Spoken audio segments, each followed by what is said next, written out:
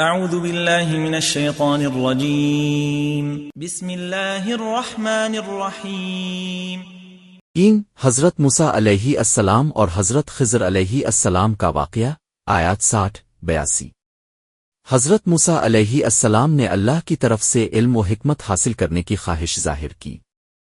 اللہ نے انہیں حضرت خضر علیہ السلام کے پاس جانے کی ہدایت دی، جو ایک اللہ کے ولی اور علم و حکمت کے مالک تھے۔ حضرت موسیٰ علیہ السلام حضرت خضر علیہ السلام کے ساتھ ایک سفر پر روانہ ہوئے تاکہ ان کے علم و حکمت کو سمجھ سکیں۔ اس سفر میں حضرت خضر نے کچھ ایسے اقدامات کیے جو بظاہر صحیح نظر نہیں آتے تھے۔ ایک، کشتی کا ابدار کرنا۔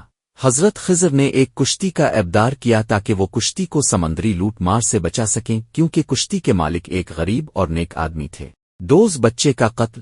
حضرت خضر نے ایک بچے کو قتل کیا جو حضرت موسیٰ علیہ السلام کو بہت حیران کن لگا، لیکن اس کے پیچھے حکمت یہ تھی کہ وہ بچہ ایک نیک والدین کو مشکلات میں ڈال رہا تھا اور اس کے قتل سے ان کے لیے بہتر ہو رہا تھا۔ 3، دیوار کا سیدھا کرنا۔ حضرت خضر نے ایک دیوار کو سیدھا کیا جو ٹوٹ پھوٹ کا شکار تھی۔ اس دیوار کے نیچے دفن خزانہ تھا جو 2 یتیم بچوں کے لیے تھا۔ اگر دیوار ٹوٹ جاتی تو خزانہ باہر آ جاتا اور بچے اس سے محروم ہو جاتے۔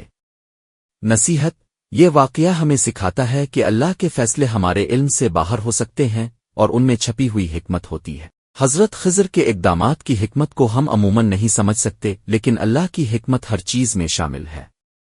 4، ذوالقرنین کا قصہ، آیات 83-98۔ ذوالقرنین ایک صالح اور اللہ کے منتخب بادشاہ کا ذکر ہے جسے اللہ نے طاقت، سلطنت اور عدل و انصاف عطا کیا تھا۔ ذوالقرنین نے اپنے سفر میں دنیا کے مختلف حصے دیکھے اور انصاف قائم کیا۔ اس نے قوموں کی مدد کی اور ظالموں کے خلاف کارروائی کی۔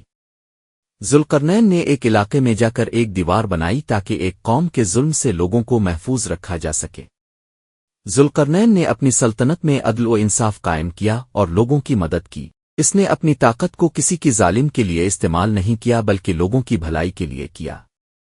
ذوالقرنین کا قصہ ہمیں سکھاتا ہے کہ اگر اللہ ہمیں طاقت اور اقتدار عطا کرے تو ہمیں اسے انسانیت کی بھلائی کے لیے استعمال کرنا چاہیے۔ انصاف، برابری اور امن قائم کرنا ہماری ذمہ داری ہے، اور اس طاقت کا غلط استعمال ہمیں تباہی کی طرف لے جا سکتا ہے۔